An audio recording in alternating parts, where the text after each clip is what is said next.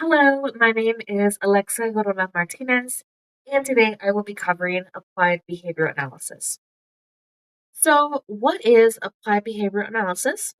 Also known as ABA, this is essentially the practice of changing behavior by understanding the function or absence of a behavior and manipulating parts of that, such as the environment or motivation, in order to change that.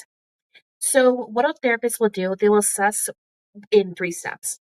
They will look at what occurred before that behavior, the behavior itself, and what happens after it. And this essentially helps the therapist understand why the behavior happens and what keeps it going. So, an example that was made in the textbook was if a kid screams when his mom leaves the room, it could be because he had been denied her attention or he knows he will need to do something when she leaves. So, that is ABA. This is a groundbreaking, really nice form of treatment for people with autism as it helps them for their communication and social skills.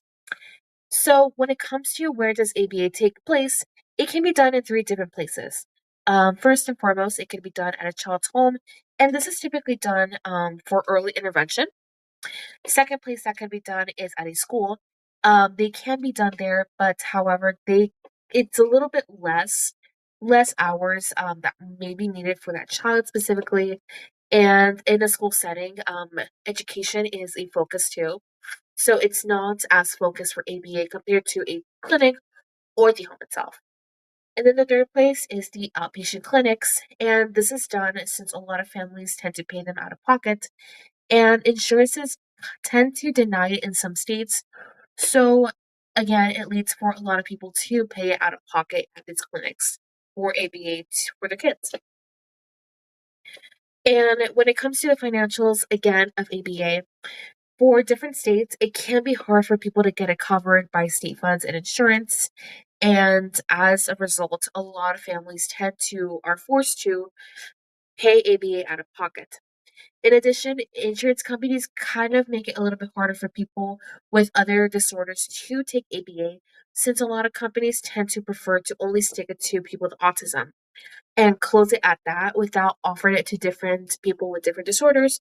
So for those people too, for the small group that, for the majority of people, people with autism are the ones that are limited for ABA. And even at that, there are some people that tend to get it denied.